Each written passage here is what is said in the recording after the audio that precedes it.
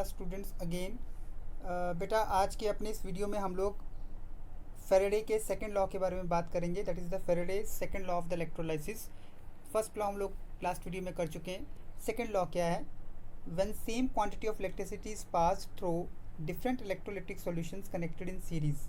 मतलब कि जब दो इलेक्ट्रोलिटिक सॉल्यूशंस या दो से ज़्यादा इलेक्ट्रोलिटिक सॉल्यूशंस सीरीज़ में कनेक्ट किए गए होते हैं और उन सभी इलेक्ट्रोलिटिक सॉल्यूशंस में सेम इलेक्ट्रिसिटी जो है, अमाउंट ऑफ इलेक्ट्रिसिटी जब हम पास करते हैं तो उसकी वजह से the weights of the substances produced, जो भी सब्सटेंसेस बनते हैं उनका जो वेट है इलेक्ट्रॉड्स के ऊपर वो डायरेक्टली प्रोपोर्शनल होता है उनके केमिकल इक्विवेलेंट वेट्स के। कहने का मतलब जब हम डिफरेंट इलेक्ट्रोलाइट्स में से सेम इलेक्ट्रिसिटी पास करते हैं तो जो सब्सटेंसेस जो बनते हैं उनका वेट्स डायरेक्टली प्रोपोर्शनल होता है, डिपेंड करता है उनके केमिकल इक्विवेलेंट वेट्स के ऊपर।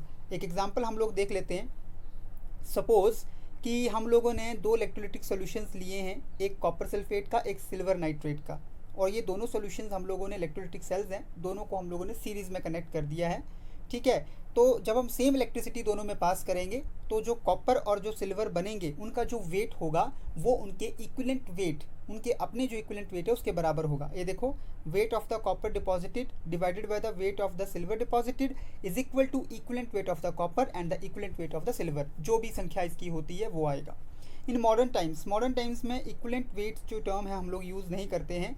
Faraday law of electrolysis, Faraday law के इलेक्ट्रोलाइसिस के लॉज को हम लोग इस मोल्स ऑफ इलेक्ट्रॉन्स के मोल्स की टर्म्स में भी एक्सप्लेन कर सकते हैं, क्योंकि चाहे वो फर्स्ट लॉ हो चाहे वो सेकंड लॉ हो फेरेडे का, उसमें इलेक्ट्रॉन्स की इन्वॉल्वमेंट हो रही है। ठीक है, इलेक्ट्रॉन का कहीं लॉस हो रहा है, कहीं पे गेन हो रहा है, क्योंकि अल्टीमेटली तो देखा जाए तो वो वहाँ पे इलेक्ट्रोकेमिकल इलेक्ट्रोलिटिक रिएक्शन हो रही है, तो इलेक्ट्रॉन्स तो इन्वॉल्व होंगे ही। तो उसको फेरेडे के इन लॉज को हम लोग इसके टर्म्स में भी, इलेक्ट्रॉन्स के टर्म्स में भी रिप्रेजेंट कर सकते हैं। तो अब हम देखते हैं कि फेरेडे का लॉ क्या बनता है। The amount of the chemical change occurred, जितना भी केमिकल चेंज हुआ, the moles of substances deposited, मतलब कि जितने सब्सटेंसेस के जितने मोल्स डिपॉजिट हुए वो डायरेक्टली प्रोपोर्शनल होते हैं to the number of the moles of electrons exchanged.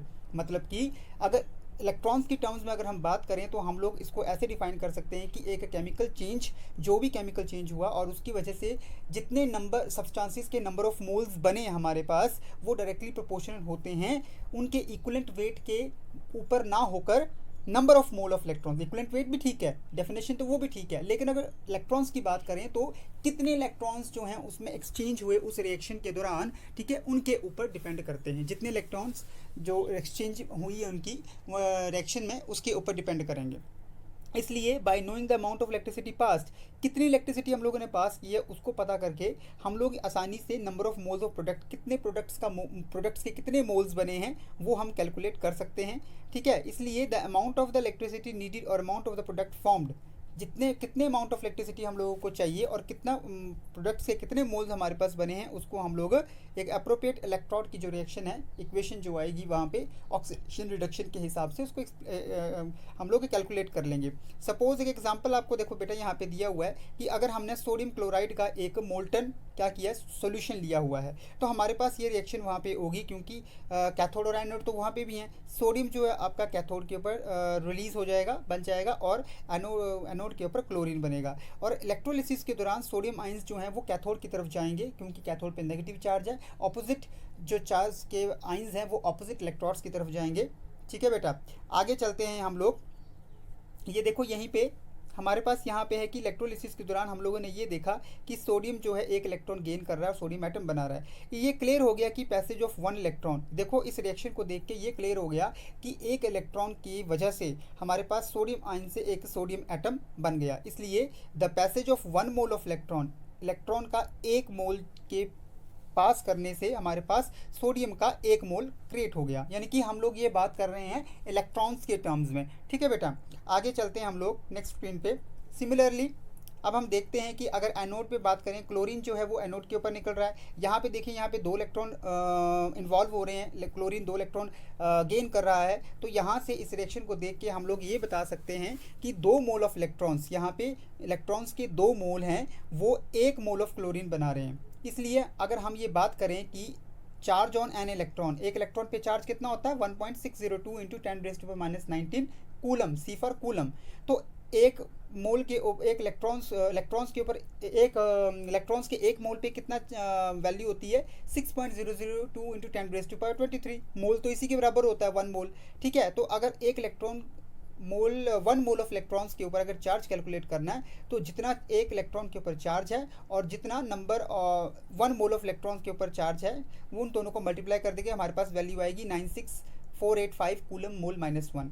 तो हम लोग ये बोल सकते हैं कि the charge on 1 mole of the electron, एक मोल ऑफ इलेक्ट्रॉन्स के ऊपर जितना चार्ज आता है उसको हम लोग बोल देते हैं, टर्म दे देते हैं फेरेडे, FARADAY फेरेडे। ठीक है, और उसको हम F से कैलकुलेट करते हैं फेरेडे के नाम के ऊपर। तो हम लोगों को इतना पता लग गया कि 1 Faraday is equal to 96485 coulomb, या अप्रॉक्सीमेटली लगभग राउंड फिगर में हम लोग 96500 कूलम बोल सकते हैं। ठीक है, 1 Faraday is equal to 96500 coulomb. ठीक है, तो हम लोग ये बोल सकते हैं, एक एग्जांपल और देख लेते हैं। सिमिलरली सपोज आपके पास देखो एक रिएक्शन आपको दी गई, सिल्वर आयन जो है एक इलेक्ट्रॉन गेन करके सिल्वर एटम बना रहा है। तो यहाँ पे हम लोग ये बोल सकते हैं कि 1 मोल ऑफ इलेक्ट्रॉन को यूज़ करके हमारा एक सिल्वर आयन जो है 1 मोल ऑफ सिल्वर एटम में कन्वर्ट हो रहा है। यानी कि यहाँ पे क्या है, the quantity of electricity required for reduction of 1 mole of silver ion, 1 mole of silver ion की रिडक्शन के लिए हमें कितनी इलेक्ट्रिसिटी चाहिए, 96500 कूलम या 1 फेरेडे। ठीक है, 96500 कूलम या 1 फेरेडे। तो बेटा हम लोगों ने देखा कि सेकेंड लॉ ऑफ इलेक्ट्रोलाइसिस क्या है फेरेडे का। इट्स वेरी इंपॉर्टेंट, ये दोनों लॉज बहुत ज़्यादा इंपॉर्टेंट हैं, इसको अच्छे से दोबारा से देखिएगा और अच्छे से इसको समझिएगा। हैव ए नाइस डे बेटा। नेक्स्ट वीडियो में हम लोग अपने कुछ नए टॉपिक के साथ फिर मिलेंगे। थैंक यू बेटा, थैंक